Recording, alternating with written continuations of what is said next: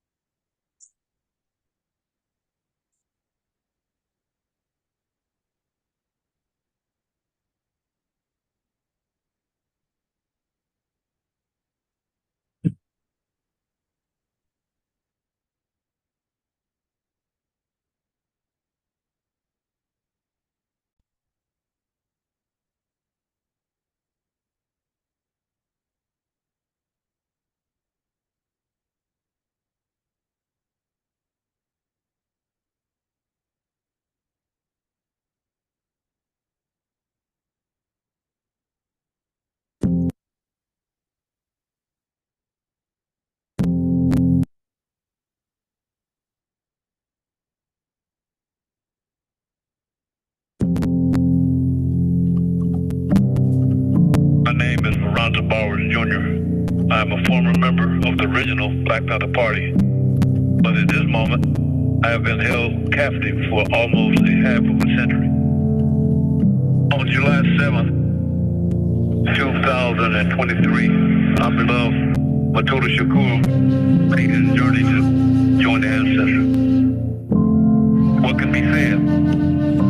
When words can't go there, what can be said? On such a big, loving heart ceases to be. When words can't go there, what can be said of such a brilliant mind that can no longer think? When words can't go there, what can be said of an unconquerable spirit that has inspired so many and now must rest? When words can't go there, what can be said of a giant of a man who dedicated his life to the service and liberation of our people? And what about when words must go there? What must be said of our beloved comrade, our beloved brother, our beloved friend, the people beloved doctor of the incomparable man, Mutulu Shakur? It's from the general prison. Mutulu embodied the legacy of the Black Liberation Army and so much more. There's so many things that must be said about Mutulu Shakur will come forth from the tongue of history, our continuing story. An old African proverb says, quote, the tale of the hunt will always glorify the hunter until the lion writes his own story, end quote. And so, surely the story cut short, and the 72 years of Mutulu's life will add many pages to our rich and glorious history of struggle for a better life for our people, for a better world free from exploitation and oppression, for a better future. We must remember to whisper above the wind the name Mutulu Shakur, so that the tale of the hunt will be rightly told. Ashe, Ashe, Ashe. All power to the people. Princess Panther power, Comrade Mutulu. I love you. Around.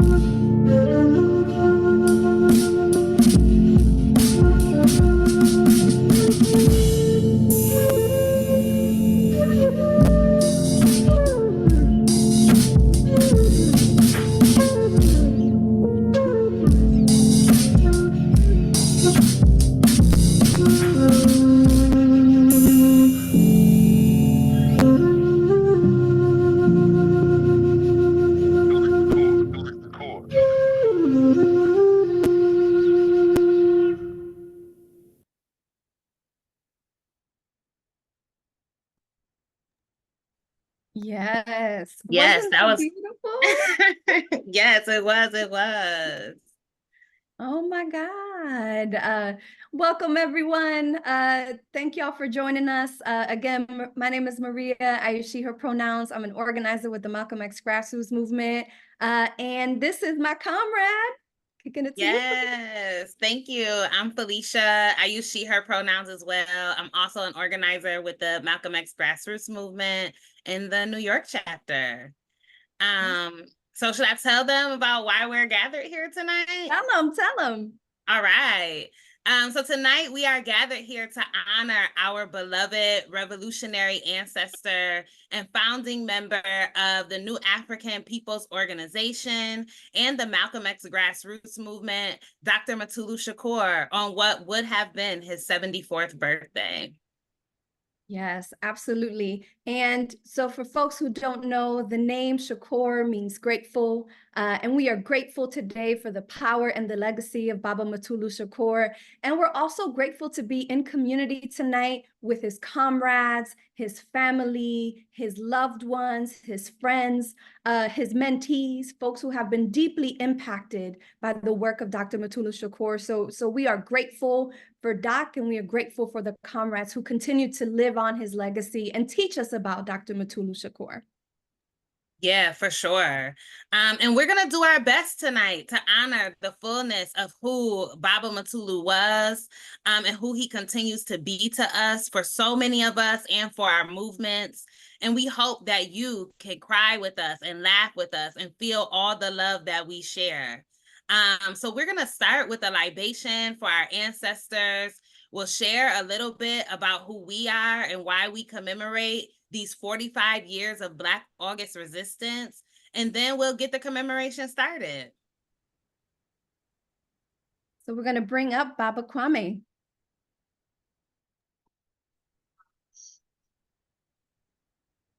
Free the land, free the land, free the land by any means necessary. I was asked to do the libation, but I was also asked to at least share a little bit of information in terms of how I began to know Dr. Mutulu Shakur, and I figured sharing my connection would lend to much more context to the libation in terms of how I will present it. I began to be connected with the provisional government of Republic New Africa in 1969 in San Francisco, California, through the Marcus Bookstore, who directed me to connect with the Malcolm X Center, Educational Center, where I began tutoring.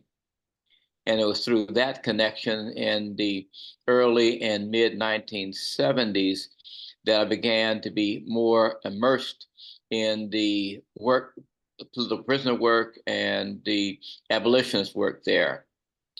It was actually my first contact was with Fanny Shakur, who was his wife at that time, and Coltrane Chimaringa. They introduced me to the National Task Force for Clientele Litigation Research. Their offices were connected with the offices of the then Congressman Ron Dellums. I continued to do that work. My primary work was to organize law students and lawyers to be able to take on some of the legal cases that the task force was taking care of. And it was there where Mutulu began to observe my work, and whenever he was to represent the organization and he couldn't make it, he had me representing him through that work. In the later 1970s, I began to do more work and would travel to New York, would meet him and see the brilliance and expertise he had in terms of organizing. Would began to do work with the Puerto Rican community, with the Chicano-Americano community in New York, with the Japanese community. In fact, it was through him and Ahmed Obafemi that I would meet Yuri Kochiyama. And also I would be connected with the Black Advisory Association of North America dealing with acupuncture. And so that sort of lays out sort of a brief connection in terms of Mutulu. Now, I think we all know that libation is an invocation of spirit. And we recognize that African people have creation stories, and we know the function of libation. The function of libation is to begin to imbibe the spirit. We know that there are hundreds and thousands of names for ultimate reality. For the Ashanti of Ghana, Bigamami. For the Bachawa of the Congo, be Job. And the Congo people of Angola is Gamami. And the Dinka of Sudan would be Joke. And the Dogon people of Mali is be Ama. We also know names of ultimate reality is Allah, Yahweh, Elohim, and Shadi. But we also know that it's important for us to recognize the indigenous population. Wantanka of the Lakota, Ivory of Moktoki. We also know that it's important for us to recognize the words of authority, the words of power, so be it. Of Haiti, the word would be Aibo. Of the Yoruba, it would be Ashe. Of the Khan, it would be Anza. And in Kiswahili, Bewiso. And for Christians, it'd be Amen. We know that the first drink in libation would be for ultimate reality. But the second layer of drink for us for this evening is recognizing the sheroes and heroes, the freedom fighters from the African continent who fought against enslavement and colonization. The sheroes and heroes and freedom fighters of North America continent who fought against enslavement and colonization. The sheroes and heroes and freedom fighters of Central America and the continent who fought against enslavement and colonization. The sheroes and heroes, freedom fighters of South America who fought against enslavement and colonization. And the freedom fighters who fought against, from the Caribbean, who fought against enslavement and colonization. The third layer of drink would be for the modern New African nation founders, Ilhaj Malik el-Shabazz, Queen Mother Audrey Moore, Robert Williams, Imari Gadi Obadeli, Herman Ferguson, Elijah Adebaloa, Dar Abubakari, Anwar Pasha, Papa Wells. The fourth layer of drink would be the second tier of the New African Independence Movement, Baba Chokwe Lumumba, Nahane Bigun, and Baba Ahmed Obafemi.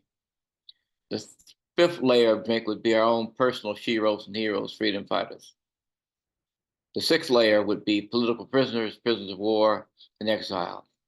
The seventh layer of drink would be our children and our future generation. The eighth layer of drink is to bring the family, the honored ancestors of Dr. Mutulu Shakur. The words of power we should use for him and his family would be stiff resistance and straight ahead. We wish to give thanks to all of our family. Free the land, free the land, free the land, by any means necessary. Asante Sana, the family is present. Yes, Asante Sana, Baba. That was beautiful. We are going to kick it over to our comrade Taliba from the MXGM Atlanta chapter, who is going to tell us who MXGM is.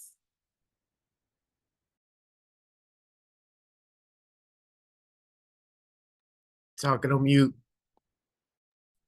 What is an event without tag? Peace, y'all. Free the land. Black August Resistance. I'm excited to be here with you all tonight, and also to be here saying for Wahapuzaliwa to our Baba Mutulu. Are we gonna share screen? As a member, I'm a member of the Malcolm X Grassroots Movement. So our greeting, as you have heard all night and hopefully know already, is free the land. And so we are a grassroots organization whose mission of Black and New African folks is to defend the human rights of our people and to promote self-determination in our countries. We primarily organize around 6 principles of unity. I mean, we ultimately understand that without community control and without the power to determine our lives, we will continue to fall victim to genocide. And so thus we must fight for our power, our right to self-determination, and definitely ending with our community control.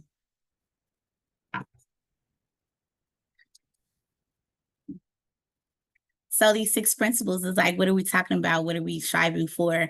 Ultimately, we defend the human rights of African people. We demand reparations for the experience of our ancestors and the experiences that we continue to face and we live today. We promote self-determination, and we must organize for the liberation of all of the new African nation held colonized in the United States. We oppose genocide or the acceptable and calculated killing of our people by individuals, institutions, and organizations in the United States government through lynching, disease, police terror, and then by any other means. So this is a continued experience that we are fighting against. We demand the release of all political prisoners, prisoners of war, and the return of our political exiles. We demand that the release of these activists who have been in prison because of their commitments and seeking human rights and liberation for our people, that they should be free. We acknowledge them as political prisoners, and through this activist month of Black August Resistance, we really welcome you to sharpen that discipline to fight for them as well.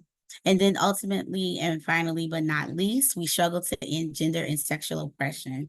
We work to dismantle all systems that subjugate new Africans who are oppressed based on gender and or sexuality. We must take an uncompromising stand against all forms of sexist oppression and cisheteral patriarchy. So ultimately what we're saying is that we are fighting for the complete new African nation, those behind the walls, those in our communities, and we demand to stop the violence against us as new Africans. And so with that, I welcome you all to Black August and to celebrate Baba. Back to you all. Thank you, Comrade Taliba. So if you identify with these principles, if you are like, hey, I'm Black, I'm New African, how do I get down with MXGM? Just hit us up, let us know. We will put in the chat our link tree so that you could join the organization. And so today we are doing this commemoration, this honoring of Baba Mutulu's life because it is Black August. It is 45 years of Black August. So we've been commemorating Black August for 45 years. And we just want to be able to take a little bit of time to talk a little bit about the significance of Black August and why we have a commemorative practice. So Black August is a month-long commemoration of our revolution, of our Black revolutionaries, freedom fighters, fallen soldiers, and revolutionary resistance in the diaspora. And we commemorate Black August through 4 principles. So we study, we dedicate time to be able to learn about our liberation struggles, about the comrades behind the walls who have committed their lives to struggle, and to honor our fallen revolutionaries. And we fast in Black August, meaning we refrain from eating or drinking from sunup to sundown. And we know that that could be challenging. So we, at the Malcolm X Grassroots Movement, we also encourage folks to fast from things that may get in the way of you being able to be ready to be in struggle and in the movement, right? Whether that is TV, social media, corporate news, right? Soda, candy, whatever, right? Is hurting our bodies and not allowing us to be as fully committed and present into the movement. So we encourage you all to fast a little bit.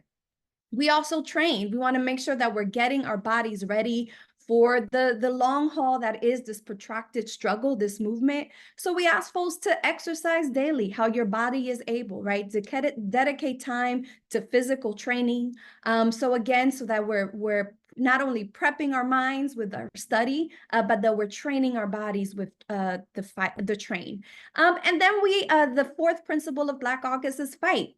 We want to encourage everyone. It is not only that we want to sit and be in community and study together, but we actually have to take the things that we are learning, the lessons from our revolutionary elders, from our political prisoners, from our fallen revolutionaries that are no longer with us, from our ancestors, is that we got to be doing something for the struggle. And for us, we are calling folks to join the fight to free political prisoners, to free our comrades from the inside, and to be able to engage in revolutionary struggle and to join organization.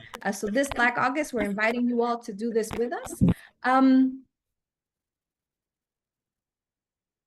Next slide, Jomo. Next slide, Jomo. Yes. And it feels really important for us to continue on 45 years of Black August to name the revolutionaries inside the California penitentiary system who really paved the way to be able to commemorate Black August. And I think for those of you that were with us last week, Mama Yana gave us a charge, right? That we have to consistently teach and remember and not forget folks who are incarcerated, right? So we lift up George Jackson, the Soledad brothers. Yesterday was a Black August Flea Day in honor of Jonathan Jackson, who was 17-year-old brother of George Jackson in the Marin County Rebellion, who in a brave and courageous attempt tried to free the Soledad brothers and 3 other comrades. And at that point, it was Rochelle McGee, who was the sole survival of this brave attempt. And we lost Rochelle last year.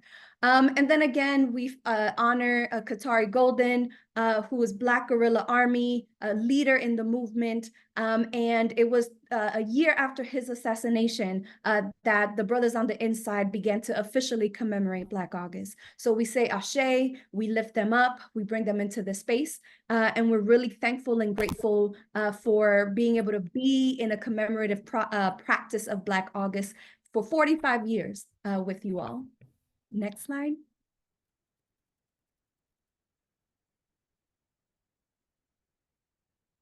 And I'm gonna kick it to my comrade Felicia. Thank you, thank you. So what would this ceremony be without hearing from our Baba in his own words? And we just wanted to take this moment to remind you all and also remind ourselves of who Dr. Mutulu Shakur was. And how he came to be a new African revolutionary in his own words. The clip we are about to see is from a 1998 interview while Baba Mutulu was being held at the Atlanta Federal Penitentiary.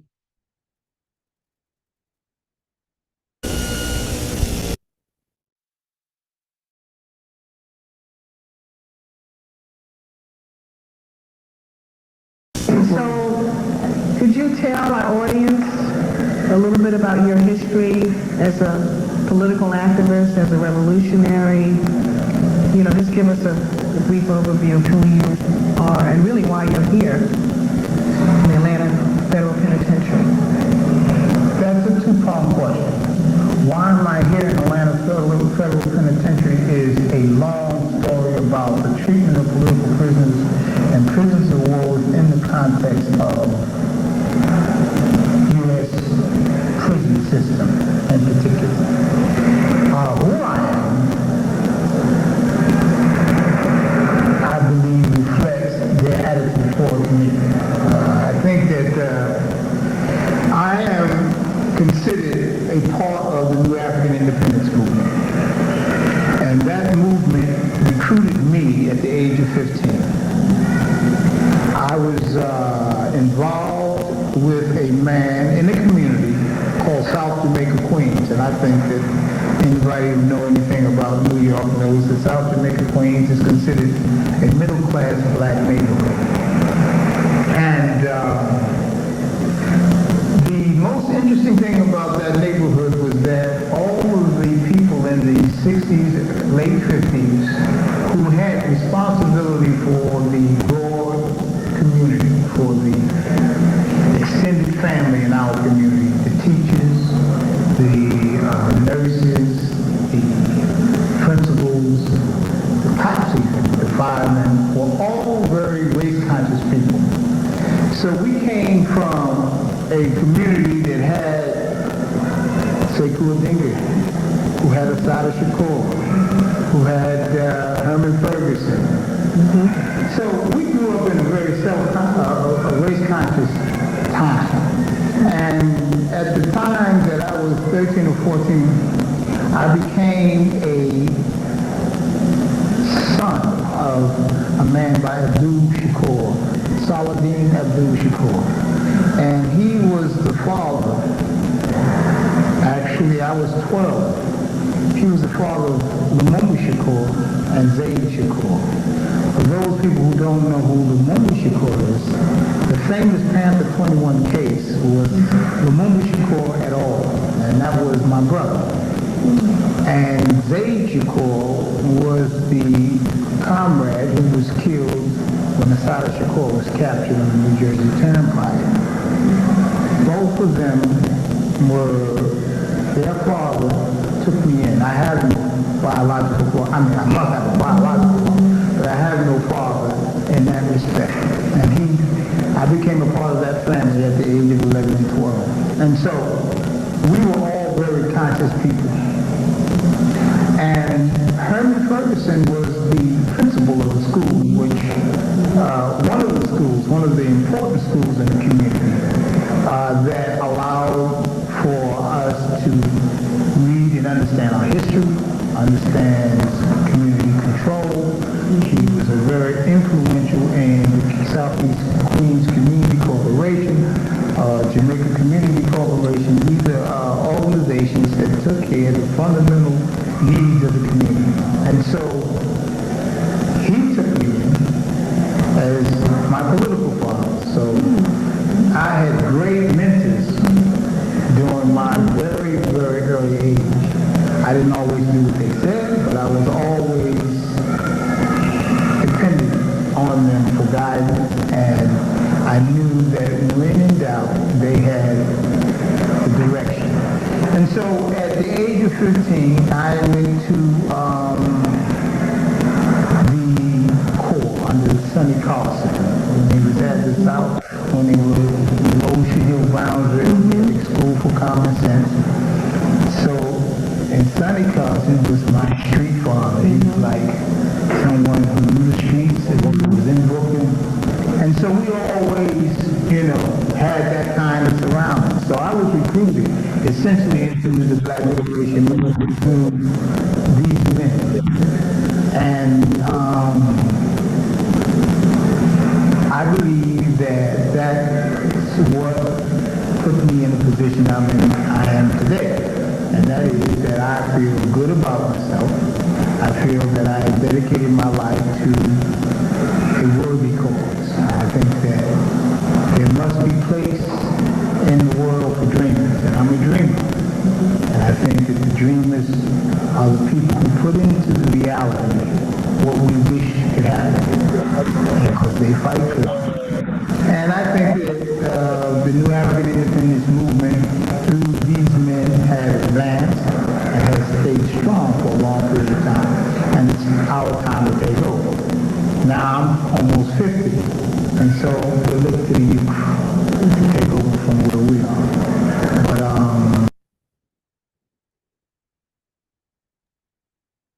Beautiful, beautiful. Oh, I'm a dreamer, and dreamers put into reality what they wish to happen. So we are grateful to have been able to watch this tonight. And also we are here with a lot of people who were in relationship to Baba Mutulu. And so I'm actually going to pass it back to Maria to bring up our first person. Thank you, comrade. So we're going to do a little bit of a switch in the agenda, and we're actually going to bring Brother Talib on. I hope you are there. I know we have you for just a little bit of time. So we just want to be able to bring you in. We're continued to be honored to be in this fight with you, to have freed Mutulu by your side, and just wanted you to share a few words about who you are, your relationship with Dr. Mutulu Shakur, and the impact that he's had on your life.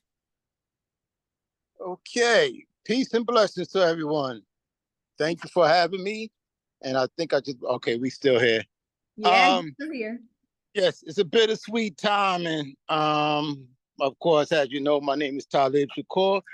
And I wish I had my father part of my life, all my life, but unfortunately that didn't happen. Stay tuned to the mini-series / documentary that I have developing about my life and how I found out that this great man is my biological father. Ever since I found out that he's my biological father, him and I stayed in close contact, and I visited him many, many times in the different facilities that he was in, all the way up until the time that I was there to go and pick him up from the facility where he was at. Myself, Baba Watani and the nurse that, you know, he had appointed to him and his lawyers. But before I even go further about my father, we must salute, and I honestly say to my deepest heart, must salute Baba Watani for all of his efforts, all of his strength. And I'm not talking about just for right now. He's been fighting for the Shakur family and my father from the beginning. I'm not knowing that. People are telling me that. And then once I did the research regarding Baba Watani, it's like he accepted me with open arms. He treated me like I was his nephew. He treated me with so much respect and honor. And it's very important to a gentleman like me to have a strong male figure to stand in the place of people that should be in that spot, if you know what I mean. So hats off to Baba Watani and all that he have done for my family, your community, the Malcolm X Grassroots, and all of the bugs. The accolades to him, his flowers are deserved right now, not when he is, you know, in the next life. So hat goes out to Baba Watani, Baba Akinelli. Happy birthday. I wish that I was able to be there for your celebration. However, my wife is out here in New York, in Georgia for good. So we celebrating her tomorrow and Saturday, and y'all all are welcome to come through. Okay.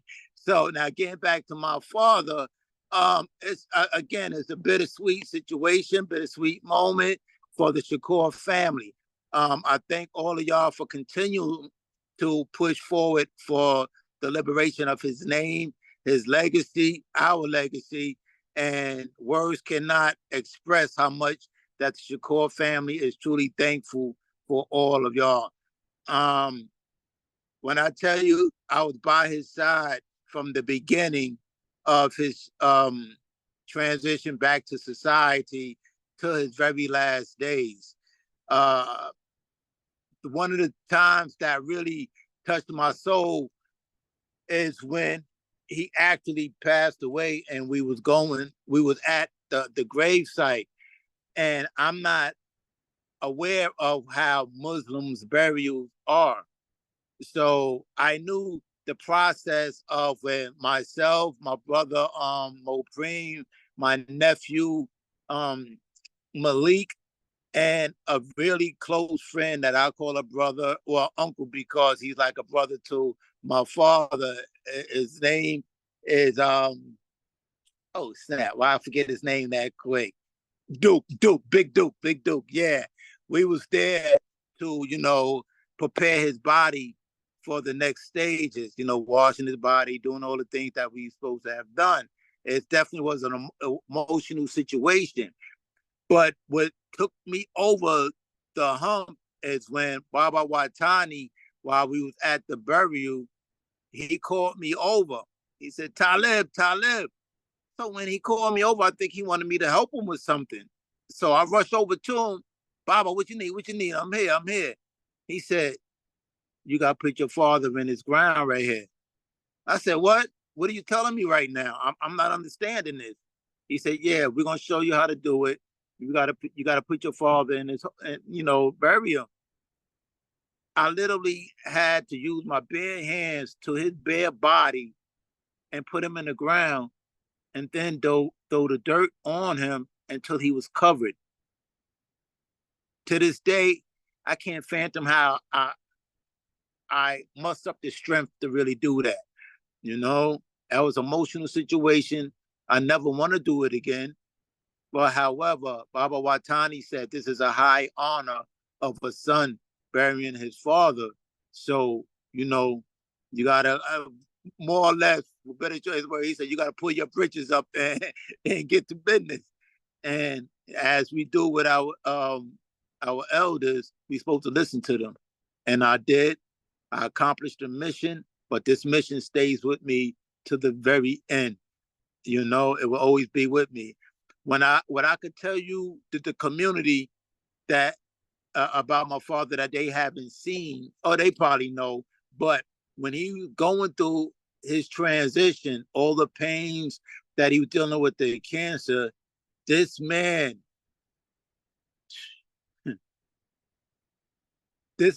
battled to get out his bed. And I'm not talking about just getting up. Okay, I don't feel like getting up right now, but I'm gonna get up and go. No, battle getting out his bed to go and serve the people. He said, I have to be here for the people. Ife, I tell you that. Other people that was hands-on would tell you that this man literally, not just words, but literally fought to his dying days for our people. And we must continue to push forward for this man, for the community. I'm not even gonna say for me. I'm saying because I didn't put in the type of work that he have put in. I didn't put in the type of work that Alfani have put in. I didn't put in the type of work that my sister Cetra and Mo Preem have put in, because they really had to deal with the COINTELPRO and all other scenarios that went along with the liberation of our people. I feel upset, mad that I couldn't be toe-to-toe with my family through all these struggles. I really do. And I know how I'm built. And I'm not just saying that. But for my mother to keep this, I'm just going to say a lie, away from me for all these years, you did a disjustice to me. And that's not fair. Do I love my mother? Do I honor my mother? Yes, I do. But right is right, wrong is wrong. A child's supposed to always know who their parent is, whether they the richest person in the world or the poorest person in the world. You're supposed to know who your family is, your parents, more or less. So forgive me for, venting the way I'm venting. And the reason why I'm venting this way is because this man has so much to teach me. I had so much to learn from him, have so much to learn from the other families that's part of the movement, And here it is, I'm 54 years old, and I'm just finding out this great man is my father almost 10 years ago. Come on. And all this time, he's in captivity. That's not fair. So I continue to push on the legacy on how I know best. I know the times have changed from the 60s and 70s, so it's different ways on how we have to really push forward for the liberation of our people, to uprise our people to entrepreneurship, self-reliance, doing a lot of things in our community.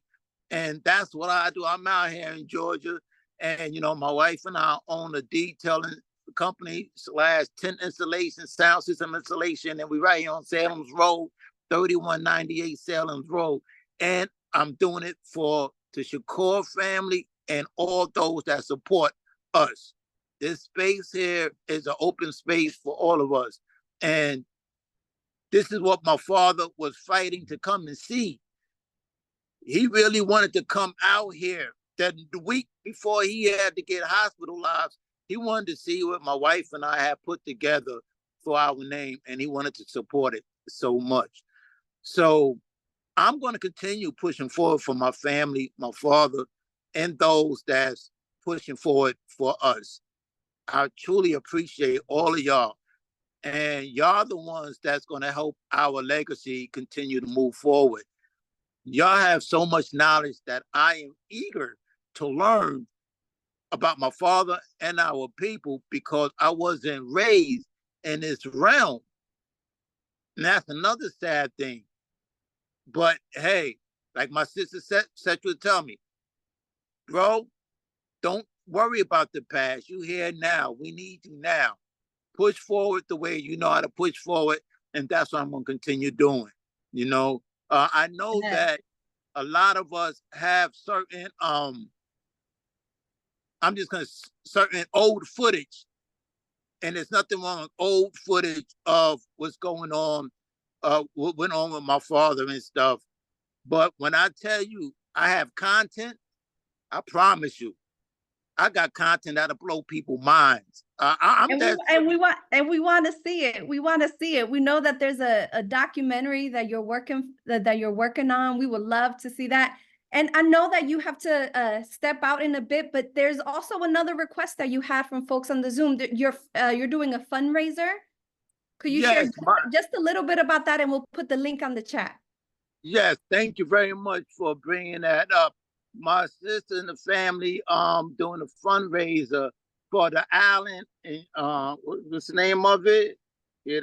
Island of damn, I'm sorry. Speaking of, it's the island that dealt with the hurricane out there, and they tore up all their houses. The link is definitely in the chat. I just want to get the right name of the island. St. Vincent and the Grenadine. Right. Thank you very much. I got so much going on right now. I'm in the middle of doing tints for a car and detailing for a car and all of that. So please forgive me for slipping a little bit. But yes, it's my family lost their house, the roof and all that came off and all of that. And it's not only my family. We have a GoFundMe being raised for that. But the whole island, whatever way people are able to support, we truly, humbly appreciate that. You know, we do. People do fundraisers for many things, and I don't discredit no person fundraiser for any way I can support. I will support. However, people are homeless out there. People don't have nowhere to eat, sleep, even use the bathroom, more or less. So I believe this is a beneficial fundraiser for a real powerful cause. So please reach out and support this GoFundMe for that behalf. Before I leave, I don't know how many people are on this Zoom call, but I need to salute a lot of individuals that my father was incarcerated with, that he linked me with, that he have taught so much, and they are teaching me so much. That's how I am able to learn who my father is. I don't like to say was, he still is, because he still lived through all of us, you know? And Kenyatta is one of the brothers that my father really put me in tune with, and he's been 10 toes down all the way through this process. And we have a lot of work to do. And if y'all know, or y'all will learn about me, Ife know that I'm a stand-up individual, that I don't just speak about words, let's do this, let's do that. We have to make it happen. We have to make it happen. And Brother Talib, we're going to make it happen, because we do have the folks that you're talking about on the call, and they're going to join us in a second. So if you don't mind, will we be able to turn the time over to these sets of folks for conversation? Okay, absolutely. I will leave the Zoom, and I apologize for having to leave, but my love and support go to everybody. And please, Susan Rosenberg, give me a kiss, baby. That's my heart right there. And absolutely. I love you, Talib. Yes, y'all take care. I don't mean to bomb rush everything, but much love to everybody. And whoever don't have my number, there's somebody that may have my number. It's okay to share it. Okay, leave a voicemail. Leave a voicemail or a text if I don't pick up. Okay. All right, you heard that here first, y'all. Give him a call. Hey, all right, y'all. If y'all could just give so much love to Brother Talib in the chat, for the love that he had, and the teaching, right, that he just shared, the gems that he shared about Dr. Mutulu Shakur being a warrior, right, and that till his last breath was a servant of the people, right, and got out of bed in pain to be able to be with people, to be able to teach people, to be able to talk to people and organize. So thank you so much, Talib. And we want to be able to bring some of the folks that he mentioned on the into conversation. So we're going to bring now Baba Watani and Mama Chinganji, comrades, family of Dr. Mutulu Shakur, to talk to us a little bit about the embodiment of who Dr. Shakur was. There's a quote that I love to say. I just said it yesterday at another Black August session that we had here in DC. Baba Mutulu said that people struggle for liberation because they love people. So we want to be able to hear from his comrades, his loved ones, his friends in struggle, to share a little bit about how did Baba Mutulu embody that? and share stories, reflections, insights, anything that you want to share with us about Baba Mutulu and how he loved the people.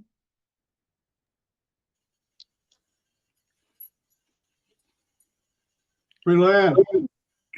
Free the land, free the land, y'all. What time Black do you August resistance. Can I go first? Because I hate to go after you. Please go first. We can share. Free the land, y'all.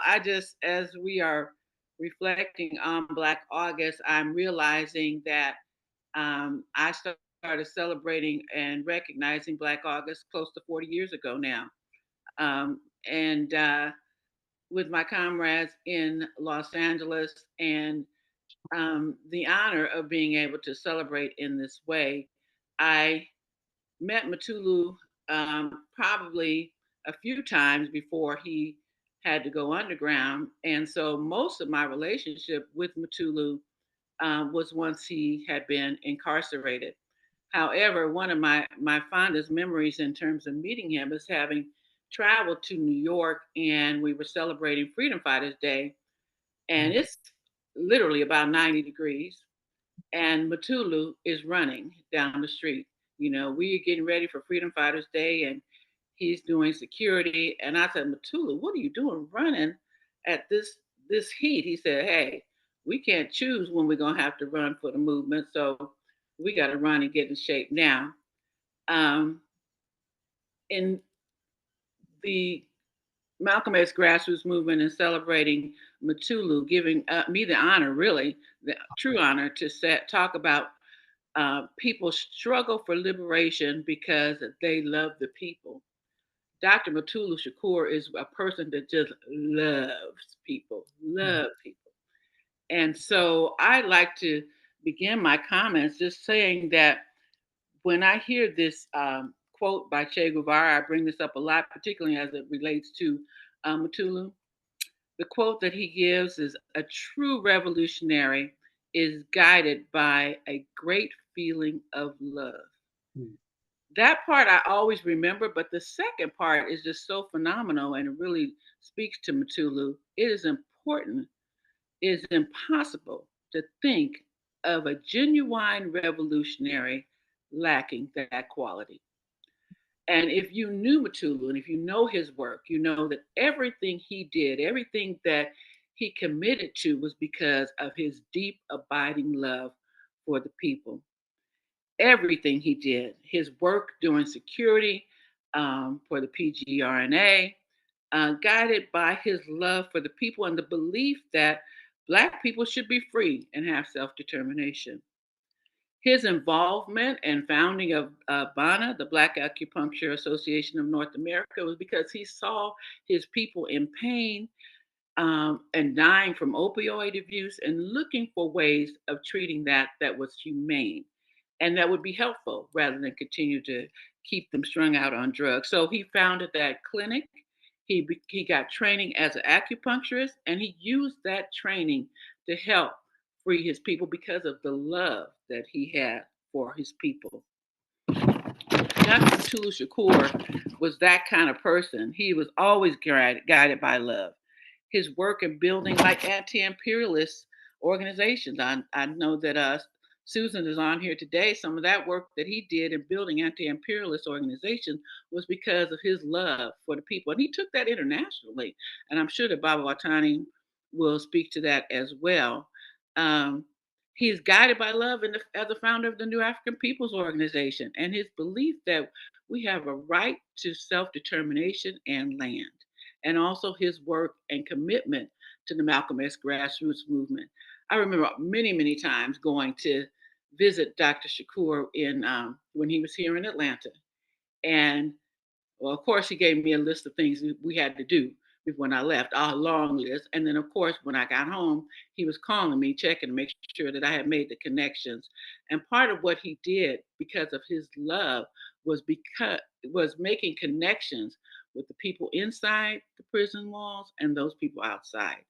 And he created those connections because of his love for people and as a guide to liberation, reaching out to those in the hip hop community. It wasn't his favorite genre of music, but he knew that that's the language of young people. And his work inside the prison walls made those connections. And where he could, he made those connections both inside and outside, and let that work continues on today. I think Talib was just so phenomenal when he talked about some of the people that Mutulu made connections with, and how he made them come out and make connections with us and continue to do the work. I was really honored to meet some of those people when we did the celebration of his life. From inside the walls, outside the walls, in the short time he was outside, Mutulu got busy working. And I think Talib also mentioned that even though he was sick, you would know it. He was trying to make all those connections and doing the work for liberation. He always talked about, can't wait till I get out. Can't wait to start doing the work. He's doing work constantly, and he always wanted to do that. He always wanted to reflect how much he loved our people.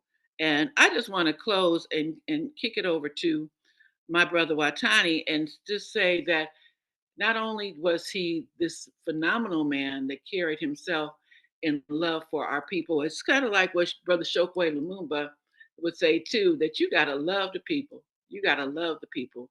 And like Chokwe says, if you don't love the people, you will eventually betray the people. And we all knew that Brother Mutulu would never, ever betray anybody. And his work and love is just felt throughout our movement. So I celebrate Brother Mutulu today. I say Faraha Kuzaliwa. I say thank you for being such a great part of my life. And I'm going to kick it over to my comrade, Bob Watani. Free the land. Free land, y'all. Free Black land. August resistance.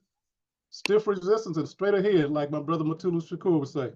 Chingaji, I'm not sure why I let you go first, because you look like you had everything all written out and had notes in front of you. And I'm talking. I got to take notes, but I forgot to say about Mutulu, always saying juggling and struggling. That's right. Like one of my favorite things from him. Right. I met Mutulu in 1973. He came to my martial arts school. Mamadou Lumumba brought him there. I invited him to participate in the class. He showed some techniques, and from that point on, I realized my brother had skills. We started a long standing relationship as brothers from that point. We looked at the world quite the same way. We believed in training and organizing. And so that was the basis of our whole development. Traveling back and forth between New York and California, we began to meet many different people. I met people through Mutulu. I think Baba Kwame earlier said that basically Yuri Kochiyama met through Mutulu. Susan Rosenberg, I met through Mutulu. Most of the people that are part of our struggle today or that support our movement came through Mutulu. Mutulu dealt with everybody. He didn't find anybody that he couldn't deal with, could find something that he could find in common. That was the kind of person that my brother was. He'd give you the shirt off his back. I say that because I've literally seen him do that. He never met a stranger. These are all cliches that people say, but if you knew Mutulu, you would know this is true. There's some funny things to talk about Mutulu. Talib talked about us picking Mutulu up from prison. So we and Barbazella and Talib and I went to Lexington, Kentucky to pick him up. They rolled him out in a wheelchair, and Mutulu got out the wheelchair and just left it there and got in the car and said, I'm good. So that's the kind of strength that he had. Once we got back to Los Angeles, I stayed out there for about a week. Mutulu would call me and say, let's roll. And so we would go different places. As Talib talked about, it was difficult for him to get around, but he would just take his time and keep moving. Mutulu is a runner, and I would never run with Mutulu. We did everything else together, but running was not something I was going to try to do with that brother. He'd run you into the ground.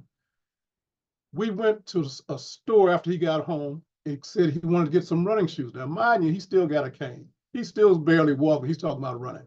So what? I got him the running shoes, and everything else that he wanted. Susan and Chinganji and Akanyeli, y'all know this. Mutulu was a person that was about looking good. And so he made sure that he had the right clothing. In fact, he sent me a list of items that he wanted me to pick up before he got home. The leather jacket, the hat, the whole thing, the shoes. That was the brother. If you saw him, you saw somebody that was stylish. If you know anything about Mutulu, if you're putting a photo of him up, he wants to approve the photo. We took photos in prison, and I'd ask him about the photos later on, He said, I didn't like the way I looked in the photo, so I didn't send them to you. That's vain, but that's my brother. That's my brother. And I don't care what anybody says. I believe that he would do anything for anybody. My neighbor lived across the street from me, and for years I would wave and just speak to them. Mutulu came from New York and introduced me to my neighbor, Nobuko, Yuri Kochiyama, all those people Mutulu introduced me to. Myself, Jonathan LaBelle, and D. Curry went to Zimbabwe. Chingaji raised this earlier. Judge Hader allowed us under Rule 35 of sentencing reduction, other relief, to go to look at the possibility of a POW exchange. So when we went to Zimbabwe, that's what we were doing. Mutulu, Ahmed, and Muntu had gone to Zimbabwe in 1980 to observe the elections. And so when we went back, the people still remembered Mutulu. That's the kind of impact it had on them because he put in the work there. One of the things the government charged him was aid to foreign government because he sent an ambulance. He sent money there, raising funds to support the movement in Zimbabwe. So that's our brother. We're constantly struggling until the day he left this earth, constantly dealing with people in love. The people that he met inside of prisons would call me if something was going on with Mutulu. They would reach out to me. Blacks, Latinos, no matter what, whites, they would all reach out because they recognized who Mutulu was. We were preparing for his parole package. I talked to former wardens that supported Mutulu Shakur and had great praises for him. They wrote letters to the parole board. Agent who had actually infiltrated our movement was in the shootout in New Bethel, was at infiltrated Corps, wrote a letter also on behalf of Mutulu. I talked to him afterwards. Even though he was a New York police officer, was undercover, Mutulu, he still had respect for Mutulu and understood the work that he was doing. So I think I'm gonna close with that. Mutulu touched so many people. I'm not sure if we have time on this program to talk about that. And Chinganji, I apologize. I didn't do those notes like you did. I'm just going off the dome. So people just got to deal with my rambling, as old men do. Sometimes we'd be in a visiting room and the same thing would happen. Myself, Mutulu, sometime out of Woolley, we call it the gathering of old men. We'd be sitting in the visiting room and laughing and joking, and people couldn't figure out why the hell are they so happy. We're just happy because we're reminiscing. We're just happy to be in the presence of each other. So I'm going to leave it at that, my comrades. Free land. Free the land. Thank you, Baba Watani, Mama Chinganji. So what do we gather here? We gather that Mutulu loved, immense love for the people, struggled not only for the liberation of the new African nation here and Black people here, but Black people all over the world. He was building coalitions and alliances, right? He was anti-imperialist. And he looked good doing it, right? He looked good doing it. Listen, the fact that we could only use one photo during his campaign is a testament. So we know that we have to absolutely approve. So thank you so much, both of you for joining us, for being in conversation, for sharing the stories. And y'all are right, we don't have enough time on this program to listen to and be able to talk about the incredible work of Dr. Mutulu Shakur, the impact that he's had on people here and around the world through his healing, through his revolutionary organizing, through his revolutionary politics. So thank you so much. And next, I actually want to bring up someone who loves Mutulu so much. So much. I want to bring Sister Ife up, who's going to share a little bit about her relationship with Dr. Mutulu Shakur, the impact that he's had, and then we're going to be able to be blessed to hear some words from a Black August concert that we did virtually in 2020. So Ife. Peace, everybody. How y'all feeling? Can y'all hear me all right? Wonderful. Yes, we can. Happy Black August Resistance. Faraha Kuzaliwa, Eku Ocho Ibi, to my Baba, who is now what we would call a Gungun.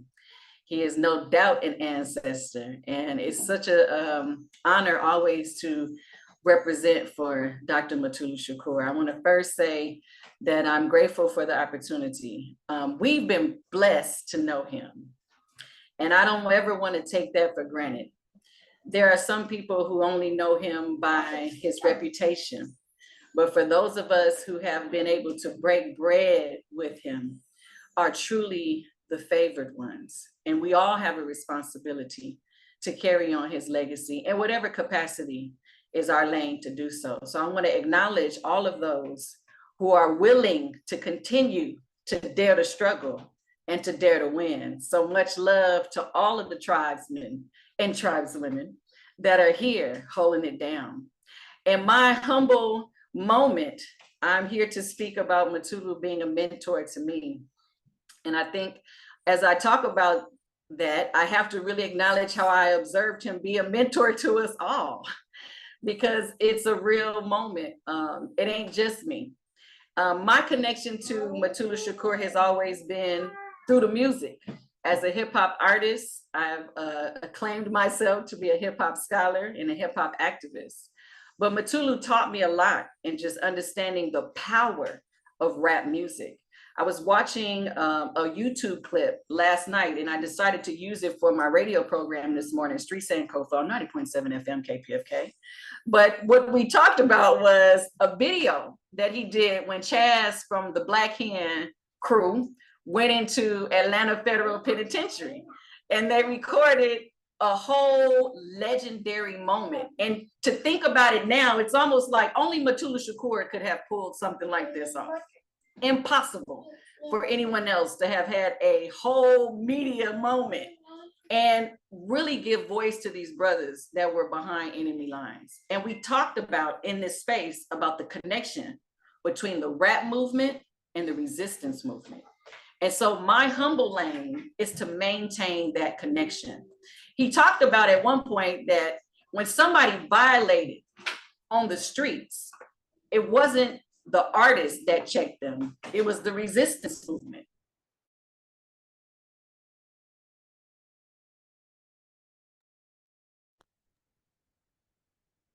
Is that he talked about how, as a culture, the resistance movement set the tone for what was acceptable in the streets. And then from that tone, you got the thug code. And to represent that and to bring that to the forefront, who became, good job, who became the forefront, the leader, the icon, the imagery that we see when you talk about the thug code? Tupac Shakur. And so it was a very intentional moment. Pac ain't just Pac because Pac is Pac. Pac is Pac because of Mutulu Shakur. And those of us who do music have to know that, especially when we talk about the power of hip hop. Clearly, it's a tool for our liberation. And Mutulu was no stranger to that connection. Whether he got on the track himself or not was irrelevant. Okay, and I know that he wanted to.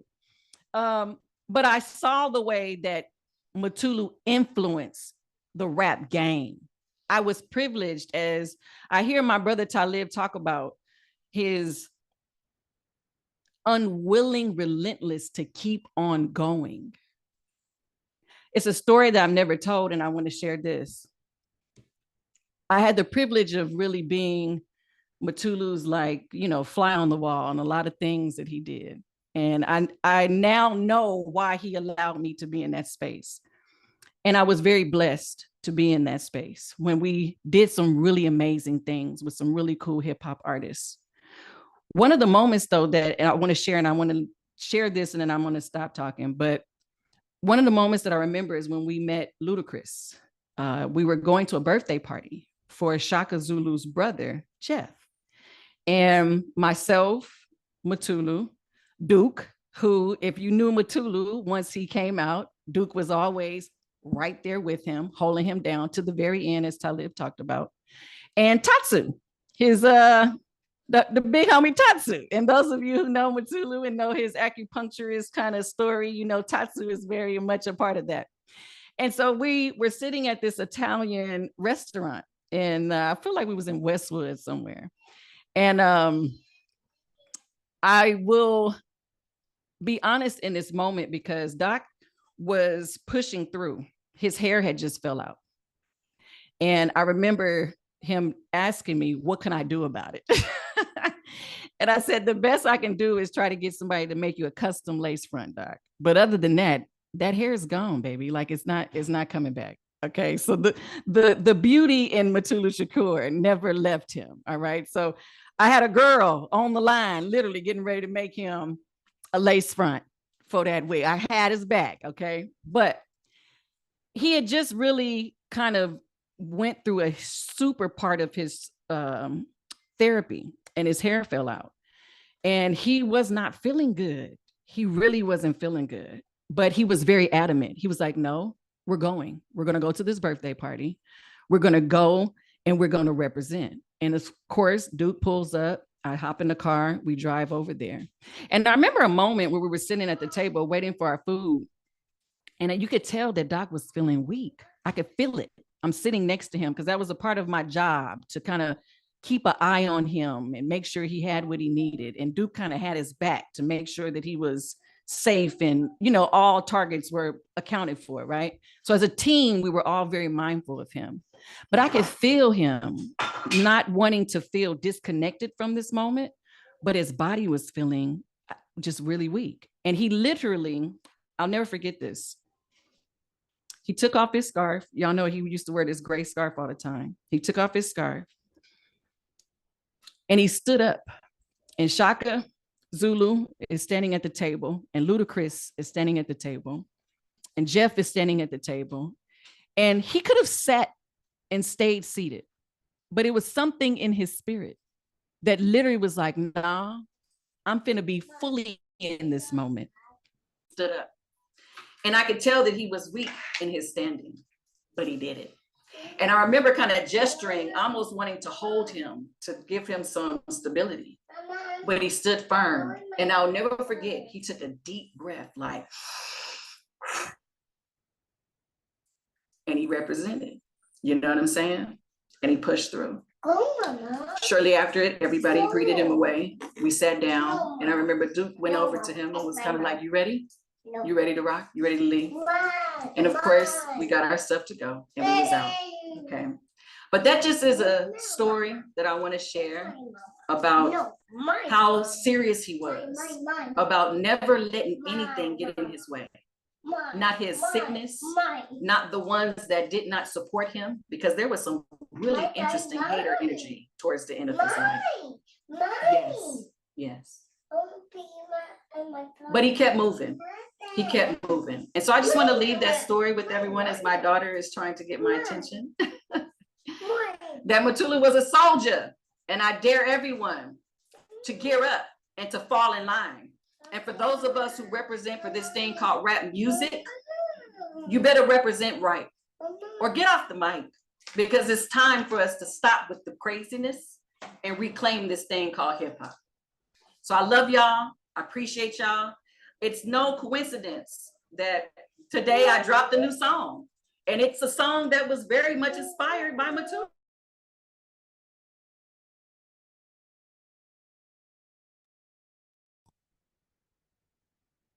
And I'm in that space. And so I stand firm, knowing that hip hop music is absolutely ours. It's a tool for our liberation, and we better use it by any means necessary. So I love y'all. I appreciate y'all. For Raha Kuzalia, to my OG, let us keep on mashing. Dare to struggle, dare to win, y'all. For life. For life. Thank you, Ife. Thank you, thank you, thank you. And we're going to play your Black August concert from 2020. Thank you so much.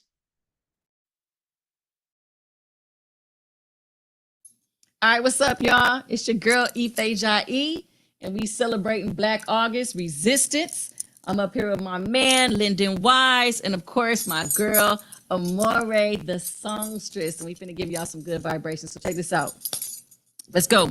Late night riding dirty down the highway. One time been banging on them all day. 3 deep on deck with a mug on. Look left, look right, turnpike, they zone. See the sirens and it's finna be over.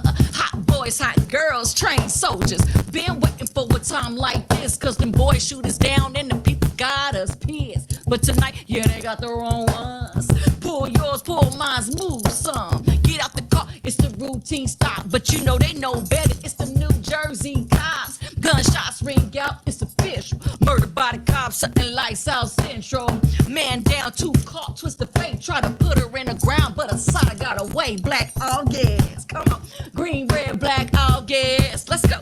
Green, red, black August. Red, black, green, oh, now my people to sing the check. Talking about hitting licks is a whole love. Take it back to the hood, so it's all love. 2 fronts, but the squad in the back, but they pull out they straps on the motherfucking Brinks truck. Some walk, some talk, some play hard. Dedicate whole lives to for one cause. Some say he's the brains of the whole ops. One number free, 23 of them on lock. What they say, yeah, I guess they still scared of us. ADX call us modern day terrorists. Somebody tell them that we still that war, yeah, we ride till we die. Ex Mutulu Shakur, now all my people saying, come on, hey, let freedom ring. And all my people reply, we the people who fly. Come on, the black all gas, green, red, black all gas, green, red, black all gas. Let's go, red, black, green.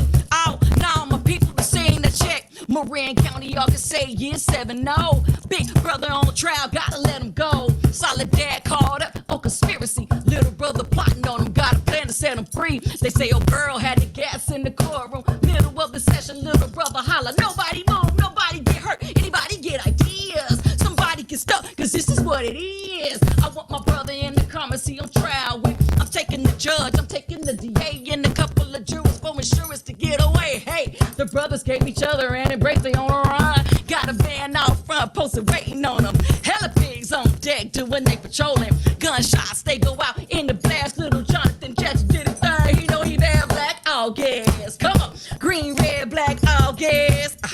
Green, red, black, all gas. Let's go, red, black, green. Oh, now my people to sing the check. Black August, black August, black August, black. Black August, black August, black August, black. Black August, black August, black August, black. Oh, now my people to sing. Hey, oh, that was good. Black August, y'all. It's a celebration all month long, and we are getting it in Black August Resistance. And I want to just put another vibration out there one time real quick. We just dropped this song called Back in Time, and it's featuring my girl Amore. Please go to YouTube, Spotify, iTunes, all social media platforms, all internet platforms, and please support the movement, y'all. All right, we're gonna get right into it because we don't want to waste no time, but we want to get into it real good. And yeah, vibe with us. Here we go. Back in Time, y'all. Produced by Rollo Styles, legendary producer. The guy that's behind all of Nipsey Hussle's mixtapes. It's an honor to be able to bring this song forth. I hope y'all love it and receive it. Check this out. Yes, thank you, Lord.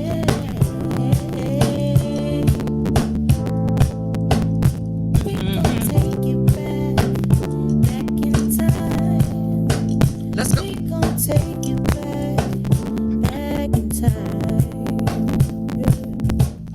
If I knew that you would be the truth, if I knew that you would stay, oh, if I knew that you would one day be turned around, wiping your face, so baby, if I could, I would change my mind. I would just press rewind. Yeah, baby, if I could, I would change my heart. I would go back in time. Yeah, go back in time. Hey, oh, back in time. If I knew that we would only see half of what we could have been, baby, if I knew that we would one day be struggling, just trying to breathe, but baby, if I could, I would change my mind. I would just press rewind.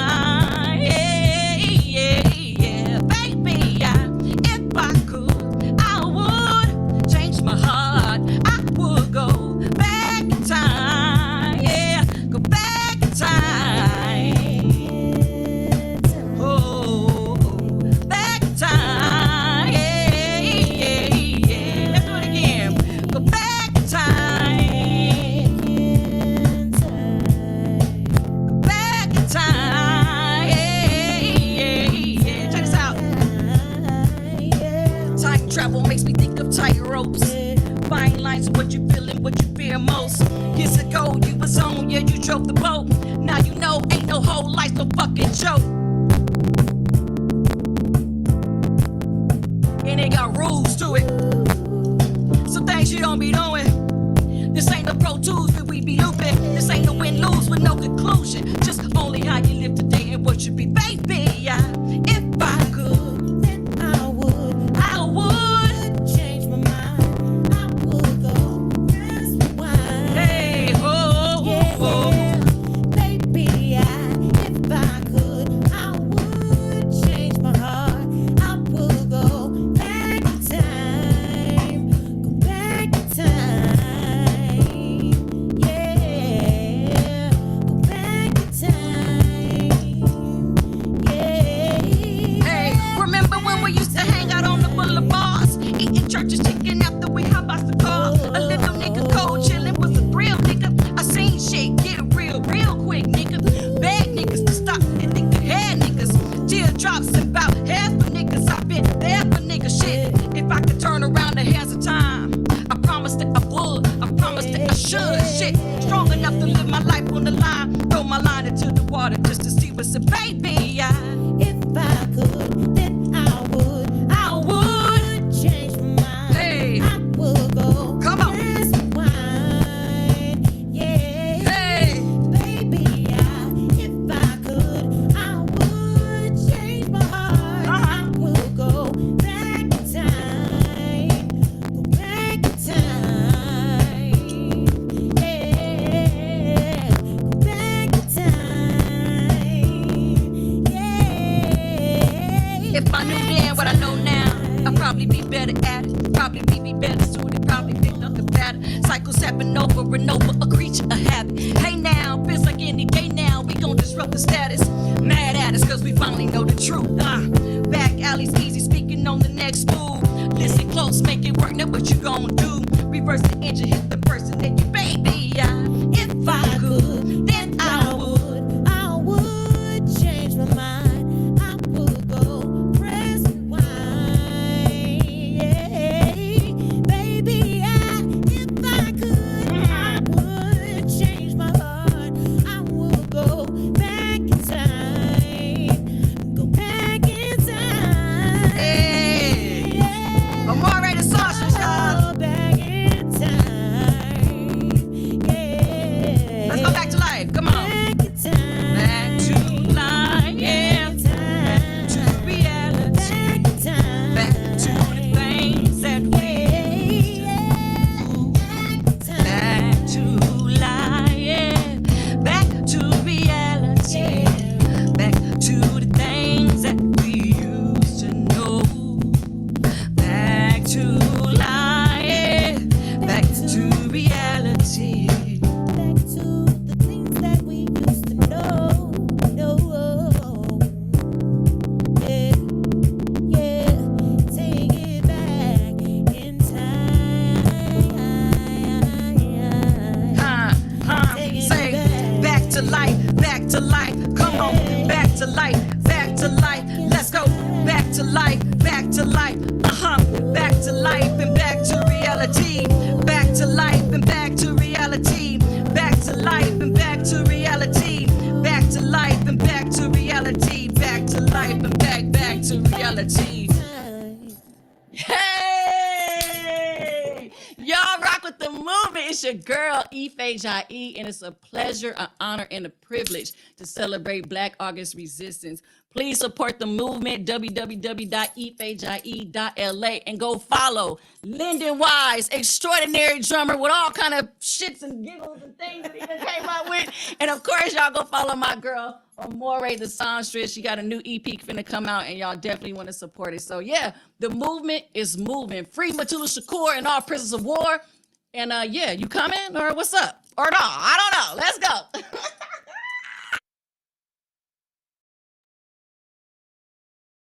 Yes, that was amazing. Can we give some love to Ife in the chat?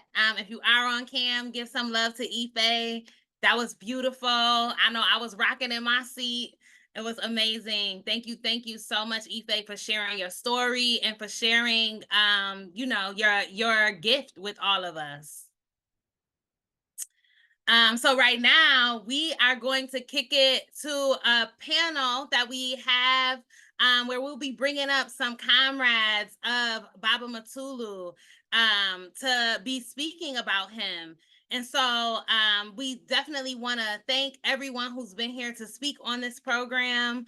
And while many of us learn about Baba Mutulu's legacy by studying his work and his teachings, these folks who are coming up next knew and struggled alongside him. And so we're going to bring up a few people, starting with Baba Akinyele Umoja, who will be coming up.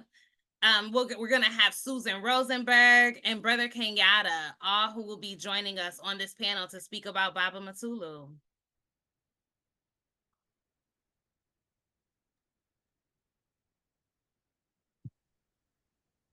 Free the land. Do I need to go now? I think we're going to bring everyone up first, and Maria can be spotlighted again as well. Just take some time to get everybody up.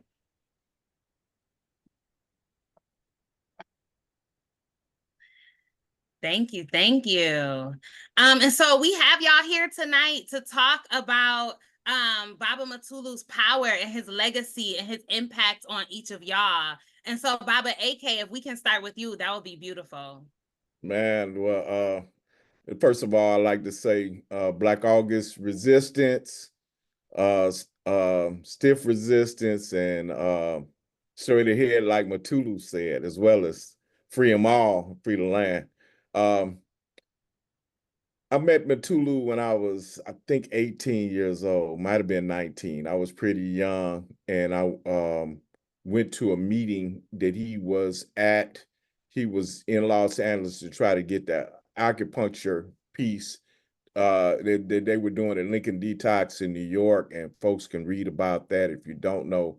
Some amazing work they did where the Young Lords Party actually took over the Lincoln Hospital, and then they invited the New York Black Panther Party as well as the Provisional Government of the Republic of New Africa and other grassroots forces to come in and try to manage the hospital, or at least part of the hospital. And then that's where Mutulu started dealing with acupuncture to heal people, particularly from dealing with drug addiction. Susan was a part of that, so she could talk more vividly about that.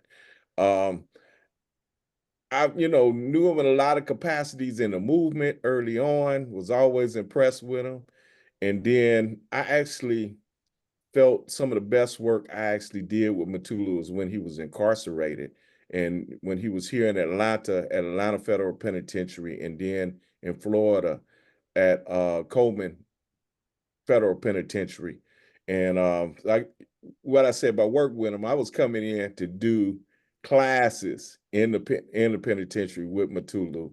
I should have said with him because he was actually in the class, but he was doing the teaching when I wasn't there. He was doing more education with the brothers. And I think that was one of the best educational experiences I ever had. What I mean by that is I remember I was having a difficult time getting the younger brothers who were coming to the class, the brothers, and when I say younger, they who were under 35, because we would have about 40 or 50 people coming to the class every week. We did a lot of programs, like during Black History Month. We would do some around Garvey's birthday. We end up doing hip hop summits. And then the hip hop summits arrived from, I was trying to get the younger brothers engaged in a class and it wasn't working. And Mutulu said, Brother Akinyele, he said, you're a good professor, but you're not going to get these young men to participate until we start talking about hip hop. And that just changed the whole piece. They got real engaged. It got engaged beyond the class we had to a large percentage of the concentration camp that he was in during that time. And even when they moved the brothers to Coleman, Florida, we were able to engage that. And some of those brothers went other places and started teaching, setting up classes and programs where they went. So that was amazing. I'm not going to talk too much longer, but the other piece I want to talk about is, along with Susan, we co-edited the journal Souls, a special issue on Dr. Mutulu Shakur. And even in that, it was like he was feeding me information because it actually started from a letter that he sent to Susan and Watani. And then Susan said, I need your help. And when I looked at it, I said, okay, this is a part I could do. And so I ended up working on his history. And even though I'd known him at that point for like decades, like 4 decades, 5 decades, I can't remember, there was a lot of things I learned. And one of the things that's most important I learned, and a lot has been talked about Mutulu's legacy, but you know, the New African Independence Movement has always tied its existence to Malcolm X, whose 100th birthday is coming up. And I didn't realize how close Mutulu Shakur was to Malcolm X. Number one, when he was a preteen, living in New York and Queens, brothers from the Nation of Islam would come pick him up and take him to hear Malcolm X speak in Harlem. And when I heard that, and he never told me that, I actually got that from somebody who was in one of his childhood friends. I was like, damn, you know, I was kind of envious a little bit. This brother actually got to go hear Malcolm X when he's a kid. And then the other piece of it is Mutulu, as you heard on the video earlier, he talked about 3 men who were his fathers. Saladin Shakur, who was associated with Malcolm X through the Organization of Afro-American Unity and Muslim Mosque Incorporated, and the Nation of Islam prior to that. Mutulu describes it's his spiritual father. And you hear about people taking the Shakur name, it all comes from Abba Shakur, also known as Saladin Shakur. Herman Ferguson, who was a member, again, the Muslim Mosque Incorporated Organization of Afro-American Unity. And along with Herman, Mutulu was one of the original signers of the New African Declaration of Independence when 500 Black nationalists came together in 1968. Queen Mother Moore came up with the identity, the New African identity. And they decided that would be the name for our nation. And also they demanded reparations, including 5 states, which will be our national territory. And so Mutulu was a signer of that Declaration of Independence. I didn't know that until we were working on this document, this history. Finally, Mutulu, and we saw evidence of this when we were in the penitentiary, he said his street father was a brother named Sonny Carson. Sonny Carson is well known in Brooklyn in particular. He was a brother who was a part of street organizations, so-called gangs. He wrote his biography. There's a movie about him, Education of Sonny Carson. But Mutulu started working with Sonny, not only through the RNA, but Sonny would go into the streets of New York and try to unite the different street tribes.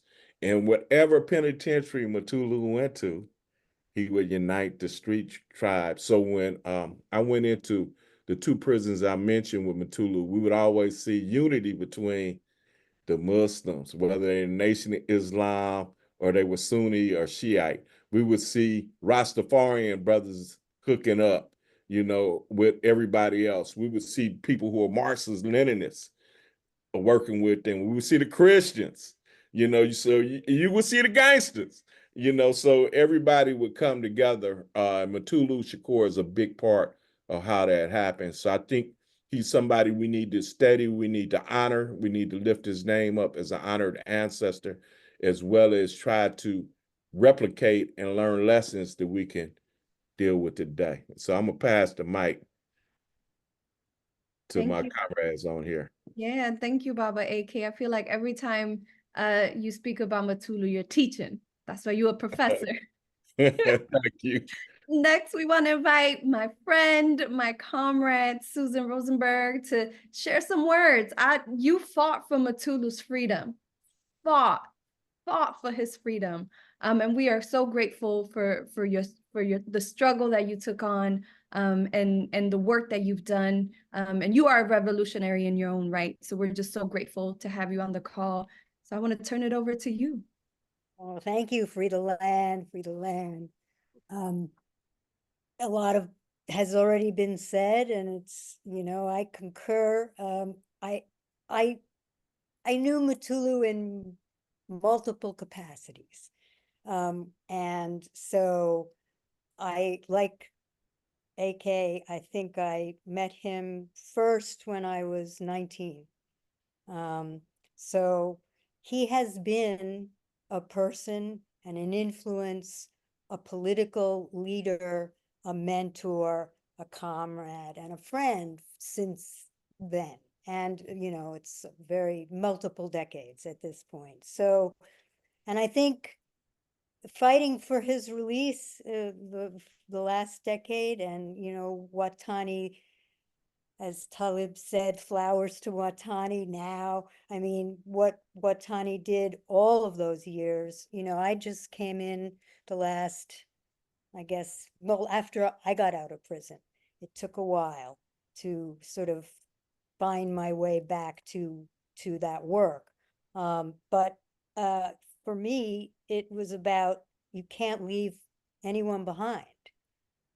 And I think, in this instance, Mutulu was incarcerated. He was there for longer than so many other people.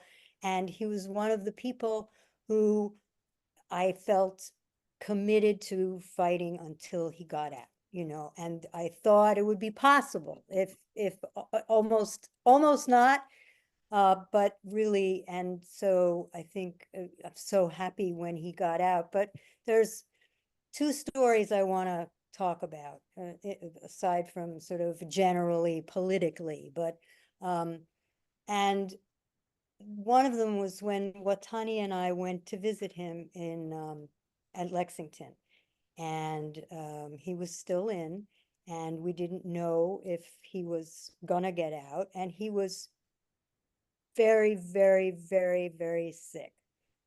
And he came into the visiting room. This was in the summer, the year before he got out. And he had a blanket on, and he was, really, it took him an hour to get ready to be able to come to the visit. And really, he was all there, even though he was so, so, so ill. And as we were talking, he told us what he was doing in the midst of trying to just stay alive. He had every afternoon a session with the men on his floor that was the revolutionary storytelling hour. And people wanted to talk to him about history. And that's what he would do. And they would all talk for an hour before the count or after the count, I'm not sure. But the fact that here's this person, it's just, saying what so many people have said about his utter will to resist, his utter strength to continue, his inspiration about loving everyone that he was surrounded by. And I have to say that everybody's already spoken to that.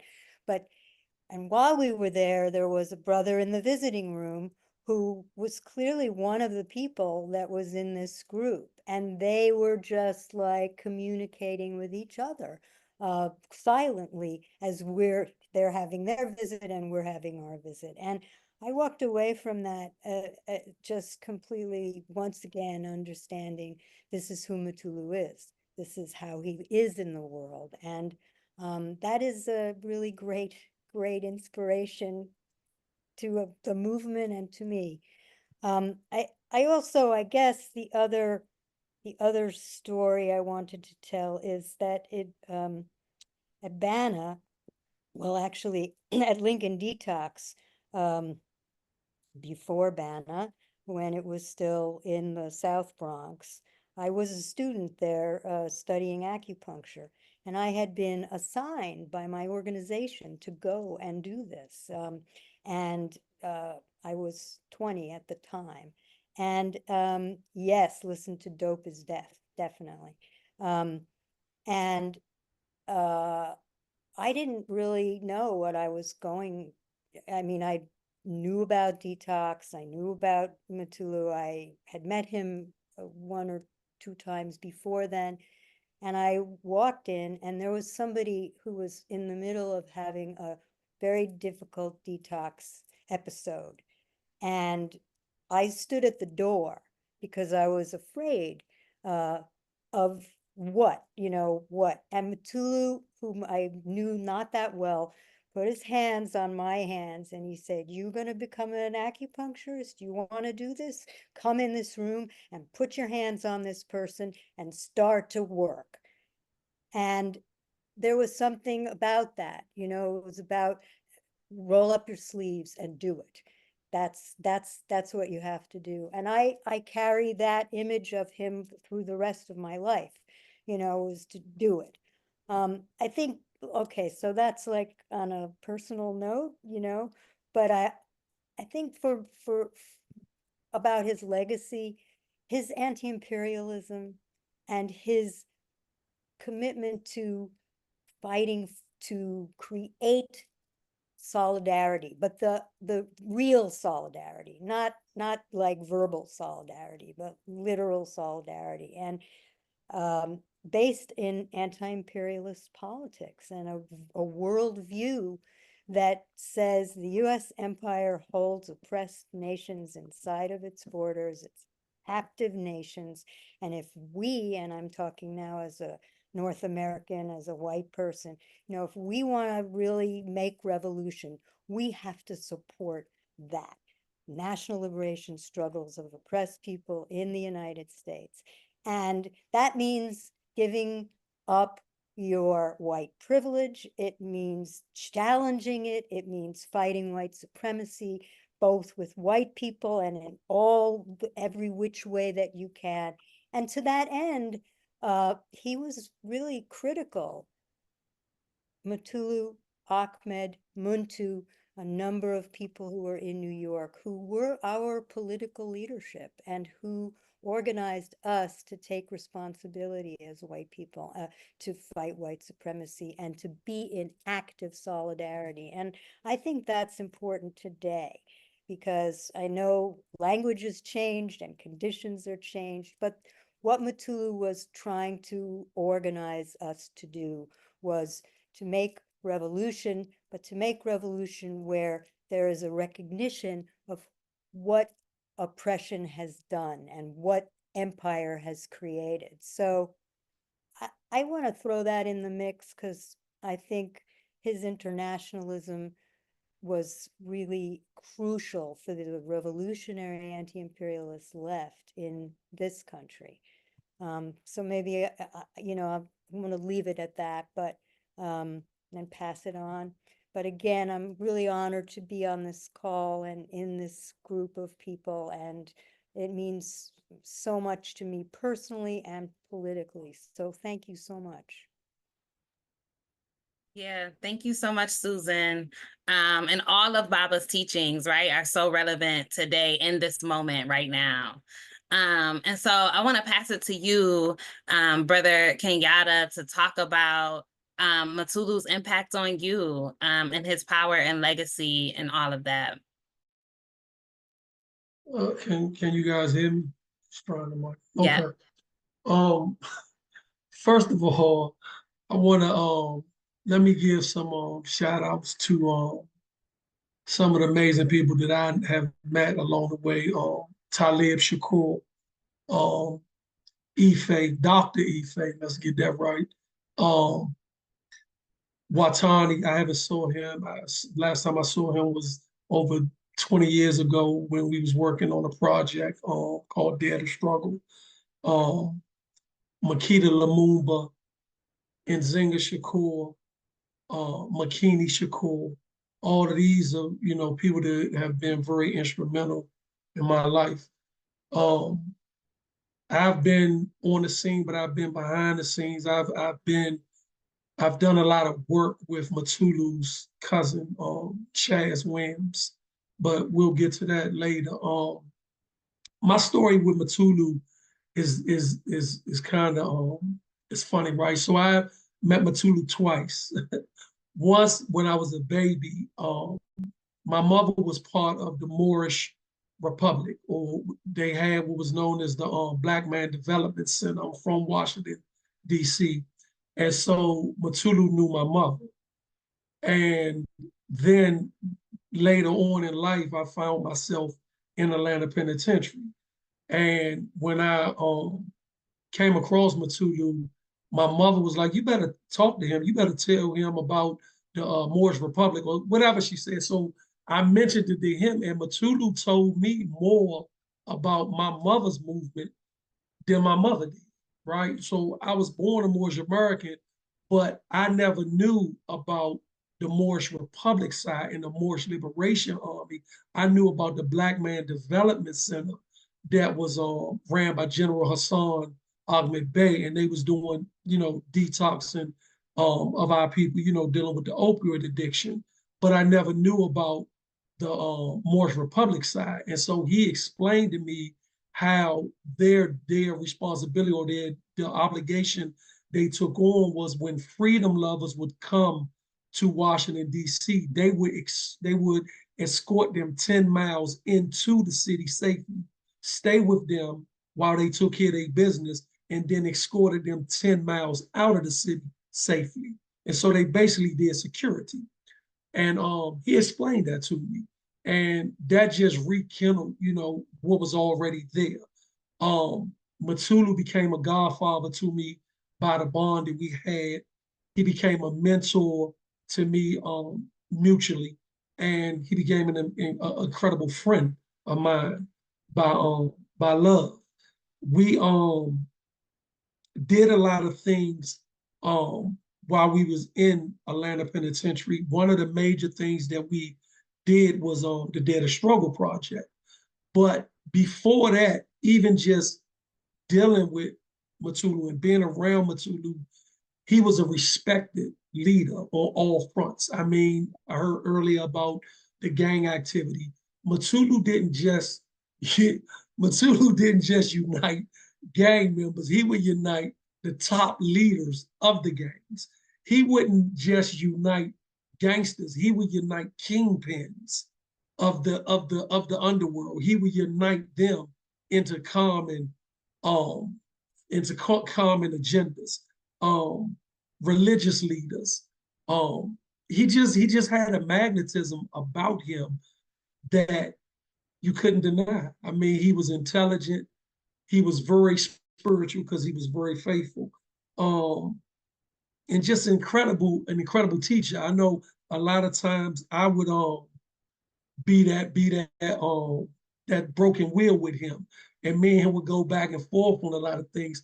And he would always say to me, even if you don't agree with a lot of things that our elders did, you have to give them honor because they dared to struggle. And if they didn't do it, we wouldn't know if it worked or not. And those are the things that have always stuck with me. He broke, like, I never had a racist standpoint on life. I never fell into the standpoint of black and white. And I had my various reasons of that from a Moorish standpoint. But Mutulu solidified that for me one day when I walked in the chow hall and he told me, sit down. And I sat down with him and we started eating. And he introduced me to this guy named Ray. Ray was a Caucasian, but Ray was a revolutionary fighter who went to South Africa to fight for their revolution. And he ended up, after that fight, coming back, doing what he did in America. But he was a Caucasian. He was a so-called white person. And for that to be, for me to see a white person fighting for so-called black people, any type of racial format for me went out the window, because I had to understand it's bigger than skin color. It's an agenda behind it all. And that's one thing I learned dealing with Mutulu. He could say something to you. It may have one meaning on the surface, but there's a deeper meaning under what he's saying. And that was one thing I had to learn as I continued to grow with him. And me and Mutulu have, we've been in contact over 25 years. Even when he was incarcerated, when I came home and I was out, he would always send me people to, you know, to help in the music industry. And that came from because I was a part of the Dare to Struggle project. It was a project that was a tribute album to Tupac, to political prisoners, and to all prisoners of war. And we created that project. And once I came home, I was an artist at the time, but then I became the project coordinator, and then I became the vice president of the Dare to Struggle production. Mutulu wanted me to move to Atlanta to basically run the company with Makita Lumumba, but I explained to him that I did not know the music business, and I basically didn't want to mess anybody's life up, any career up. And so Mutulu being Mutulu, because you're going to do the work. So he was like, well, you're going to learn the business. So he sent me to New York to learn the business. So I went to New York and I actually started learning the business under his cousin, Chaz Williams, who Ife spoke about earlier, coming into the prisons. Chaz would bring artists into the prisons, doing a lot of the non-violent concerts. And so I ended up I started off as regional representative and then ended up being executive assistant to Chaz himself, who was the owner of Black Hand. And, you know, again, you're talking about Mutulu's influence, because Mutulu influenced Chaz, who also influenced 50 Cent, because Chaz was managing 50 Cent at the time. And then the year before I got there, and then they signed a major record deal, and he has an artist that's still prevalent. Then he had an artist named Graf, who was also influenced by Mutulu. So when Ife talks about music, especially the hip hop community, there's a wide gap in the legacy of Mutulu that people don't understand his influence on the music industry. And as I think about it, one story I remember, he told me, we was working on the Dare to Struggle project. And because I had 4 songs on the project, because I was a writer and a hip hop artist. And he was like, you need to work on your cadence. So I was like, this cadence, you know? So he was like, well, you know how with Tupac, when he take his words and he say, feel me, yeah, hear me, he drag it. I'm like, yeah. He like, well, I told him how to do that. That's called cadence. Like, what? Right? And so the importance of that is that piece right there, just the cadence of Tupac, increased Tupac to be Tupac. So again, if Mutulu's not involved, there's no Tupac, unfortunately, right? So his influence on the music industry is incredible. Also, there was a story where Mutulu was telling me about, because he used to teach me, he had a phrase. He said, where there's clarity, there's no confusion. And I remember he used to always tell me that. One time when I was home, there was a concert that was in New York, and he wanted me to attend. And he was like, I know you've been on the executive side, but you need to be an artist. You need to represent, etc. I was like, I don't really want to perform. And he was like, you go and do the work. So he was like, it was a concert. It was called Words Are Our Weapons. And I went up there and I represented him, you know, in the music as well. And it was a powerful thing that I went there because I ended up meeting Marcus Garvey's great-great-grandson when I was there. And that was another life-changing moment that came through Mutulu, you know. And so with him, it's so many things that he's taught me. One of his favorite sayings he used to tell me, and then when I flew out to LA, because when he came home, I flew out to LA. Me and him had sat down. I took him out to dinner a couple of times. We sat down, we talked some business and everything, because he wanted me to, he told me back in 2011 to do Dare to Struggle, to reload it and do it again. And I explained to him, you know, Mutulu being Mutulu, you gotta let him know why the work wasn't done. And so I explained to him, I said, listen, the reason why I didn't do the part 2, I'm gonna do it, but I'm gonna do it as a documentary. But I didn't do it because every time your name is attached to something, they deny you parole. And I didn't want to be a catalyst for them denying you parole. So I chose to hold off on the project until you came home. And so he was like, well, I sent you emails back in 2013, giving you the support and telling you to do it. And you should have did it. It's your project. And I'm like, okay, well, listen, we can talk about that now that I'm out here. We can talk about that now, right? So, I mean, he was relentless. I mean, but that's Mutulu. Like, his whole thing is, and I'm saying it because there's a thing for those who know, he used to always say, when you'll say, hey, how you doing, Mutulu? You say, oh, you know, I'm just an old alligator in the swamp, just surviving, right? And so going back to what I said earlier, on the surface, when you, and I look at the logo that Ife and him created, which is the alligators, right? And so on the surface, it seemed like just an old alligator in the swamp surviving. But when you really look at the alligator on a deeper level, the alligator species is one of the oldest species on planet Earth. It's over 150 million years old. It survived the Ice Age. That's how, so when we talk about his relentlessness and his strength and his pursuit, he's the old alligator in the swamp, you know? And so I'm just blessed to be able to have known Mutulu, to be able to have been mentored by Mutulu, to have conversations with him on a regular basis. And it is always not really amazing anymore who I meet that know Mutulu, because he knows everybody. Is pretty much nobody he doesn't know, you know? So I'm just blessed to be able to meet a great man. And for me, you know, I think that, you know, the work that I'm into doing, like right now, I'm putting together this Dare to Struggle Reloaded Raw, which will be a docu series pertaining to Mutulu life. I'm trying to push that narrative along the lines. And then there's other projects that I'm planning to line up, because one thing Mutulu used to tell everybody when it came to me is that I don't answer to anyone but Mutulu.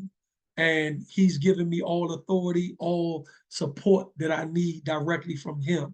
And the narrative needs to be pushed to the point where we talk about him like we talk about Malcolm X, like we talk about Martin Luther King, like we talk about all of those other great men and women that came before us. We need to push that narrative for him.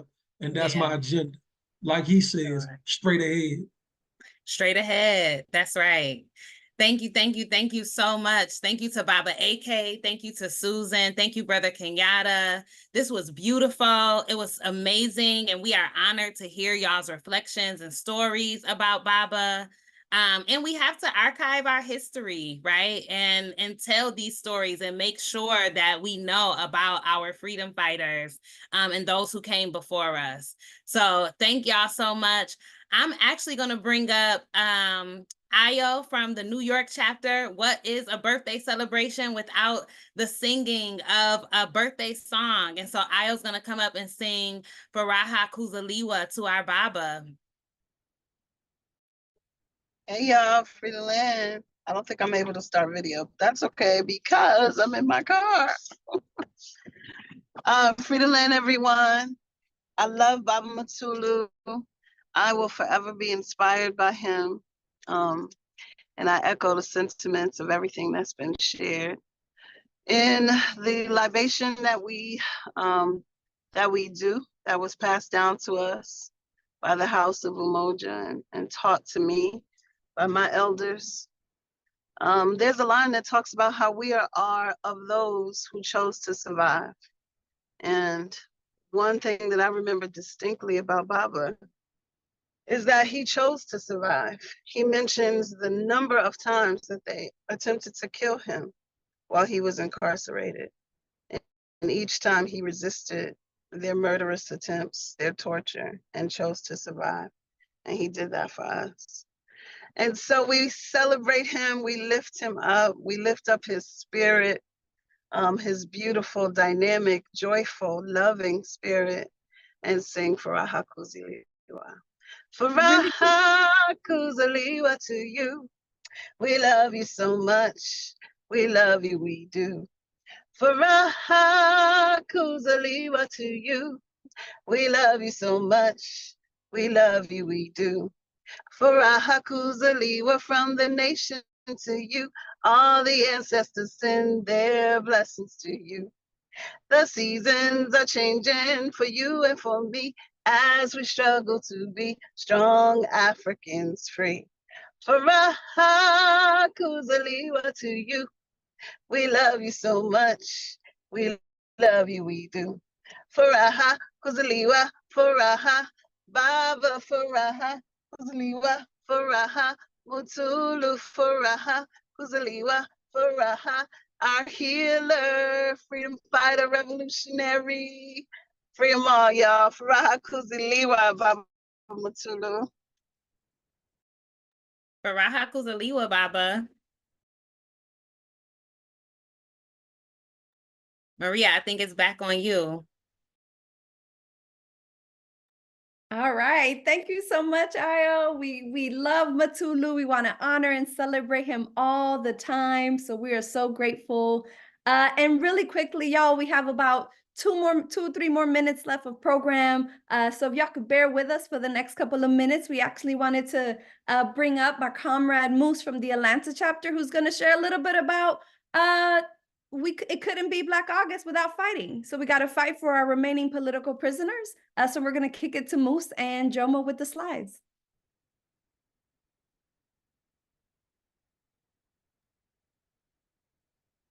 All right, free the land, y'all. Black August Resistance. My name is Moose with the Atlanta chapter of the Malcolm X Grassroots Movement. And yeah, it's the call that we've all been familiar with since Black August started, right? We want to free them all. And so we wanted to make sure folks are aware of and organizing with the campaigns to free Baba Kamal Siddiqui.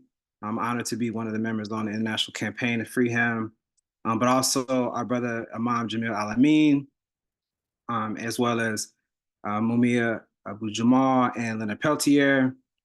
So we ask that folks join these freedom campaigns, make the demands that are necessary with each of those campaigns to free our comrades and elders. Make that part of your work. If you're doing housing justice work, you're doing criminal justice work, these are the same issues that a lot of our freedom fighters were pushing for. And so make that a part of the work that you're doing. Bringing organizations to join in these fights, and pressure local, state, and federal prison systems to make sure that they're releasing our political prisoners. Let's go to the next slide. We also know that these struggles and movements, as they grow, the state kind of continues to incarcerate our people, right? And so we want to lift up the names of Reverend Joy Powell, Josh Williams, as well as the struggle here in Atlanta, capital of Black capitalism itself, in the fight for Stop Cop City. We must free our revolutionary elders and our comrades. We want to shout out and follow up on what we mentioned last week with Ann Smith from Philadelphia. We found out today that he was released on August 1st, and so he's free. I just want to lift up the continued ask to support with his homecoming. His website will have a bunch of updates that folks can sort of continue to stay abreast of. And so plug in. I had the honor of working on Baba Mutulu's campaign for the last 2 years or so before he got out, and continue to be honored to sort of continue in this work. And so next slide. To that end, we want to invite folks to our next set of events. The first one is this upcoming Sunday. We're doing session 2 of the Study Sekou on political education. And so folks who know our Baba who recently transitioned, we want to sort of dig into the work that he did and that he stood for. And so really exciting opportunities to kind of dig into that on Sunday. And finally, next Thursday at the same time as this evening, we'll be doing a teach-in and a call to action to free Kamal Siddiqui and free all political prisoners. And we hope that you all join us for that. So with that, I leave you with Free the Land and Black August Resistance, and straight ahead. Straight ahead, like Mutulu said. Yes, thank you so much, Moose. So plug in where you fit in. Nothing is too small to support our political prisoners and our comrades behind the wall. So please, please, please support.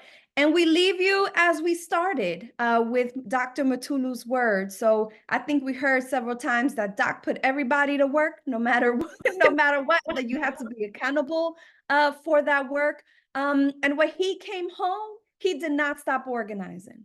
Did not stop organizing. He was on Zoom calls. He was in meetings. He was talking to young people, to children, to elders, to everyone.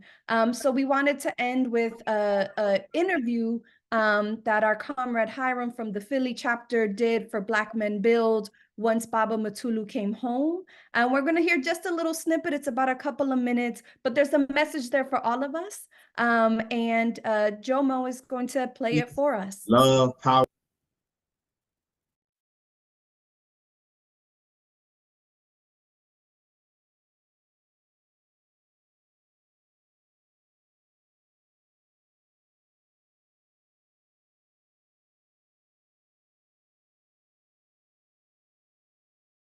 That's right. That's right. And Doc, I want to keep you too long, so I got a couple more questions. But sticking with the topic of prisoners and specifically our political prisoners, you know, we do there's a lot of work that's been done to free the political prisoners. A lot of them have come home. There's those that are still behind the walls. And so, if you can just tell the viewers here, you can tell us here, what are the most important things that we on the outside could do for those brothers who are still trapped behind the walls? What does that support need to look like for our political prisoners? And what do the folks on the outside need to commit to in order to make sure that they feel supported on the inside and that we bring them home? That's a very good question. Because I sure waited a long time for y'all to come on with it.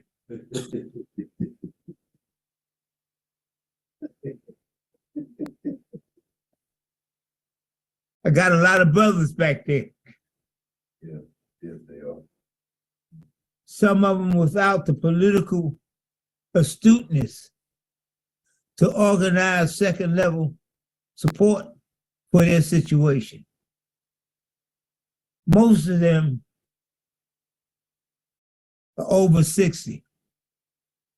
Most of them been in jail over 25 years. Mr. Mandela was in jail for 25 years, 27 years.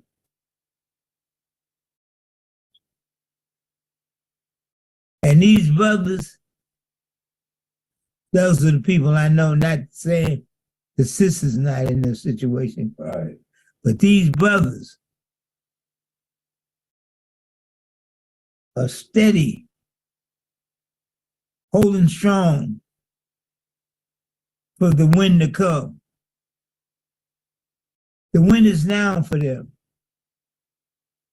The wind is now for them. Because mostly they're standing on their last breath, fighting illnesses that the community have to deal with every day. And they have to deal with it inside the box of an oppressed society. That's not to say you don't have human beings functioning behind the walls there, because you do. And you do because you carry yourself in a certain way. You are distinguished from being a criminal. And so those who are looking at the distinction realize there's something wrong with this picture. Why has this person been here all this time? But the worst critique is, where's his people? Don't nobody love him? This man been here all this time and ain't nobody come to see him. He's fighting a deadly illness. And you become shamed if you are part of that person's legacy and know he's dying on the limb.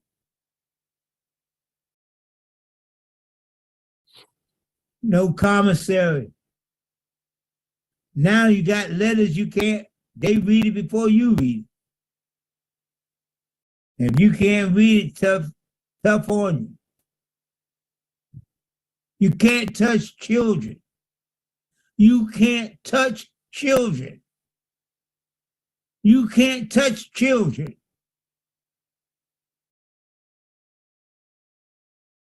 It's the easy thing to organize for. A Children's Day to our political prisoners.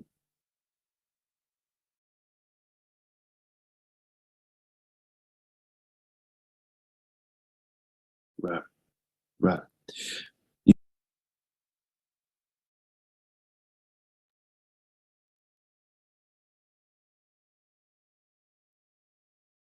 So thank y'all so much. This was the charge that Dr. Mutulu put to us, is to continue to support our political prisoners, our folks on the inside, put money on their books, let them know that we're not forgotten. He waited 36 years, y'all. 36 years it took us to free Dr. Mutulu Shakur. No one should spend that time.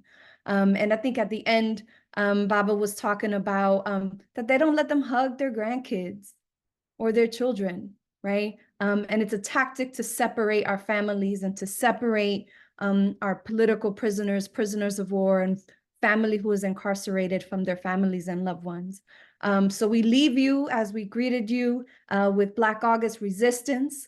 And if everybody who's on here can get on camera, I don't know, Jomo, if you could spotlight everyone, so that, and we could unmute and give honor and thanks to Baba Mutulu. We'll give it a chance for everybody to come on in.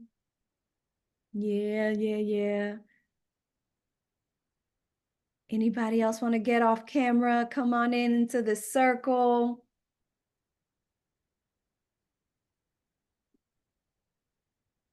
There we go. Oh, Ayo, I think we got you. Maybe not. All right, I don't know if they could put us all on spotlight, but we wanted to just give so much love to all of Mutulu's comrades, friends, family, mentees, loved ones, those who struggled by his side, who took care of him when he was on the inside, who fought for his freedom, who loved him and healed him when he came back out. Just so much love and gratitude, because it is because of you all that his legacy continues. There's a chant or a line that we say now. What is it? Straight ahead.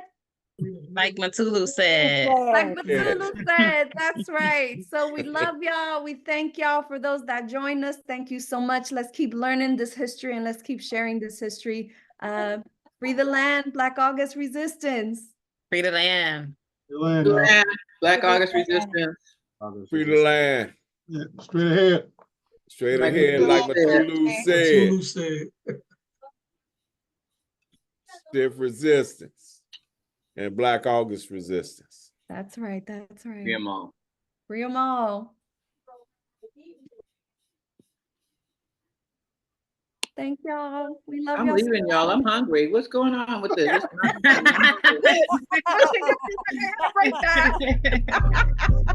Great job. Great job. Maria and Felicia. Thank you all. Fantastic job. Fresh Chucks gang affiliated, not at all. So you know I'm gonna need help planning out this 22nd like this. That ain't my strong suit. We got you, Baba. All right, let's talk before then. Yeah, let's start. All right, peace. We've been plotting on the line.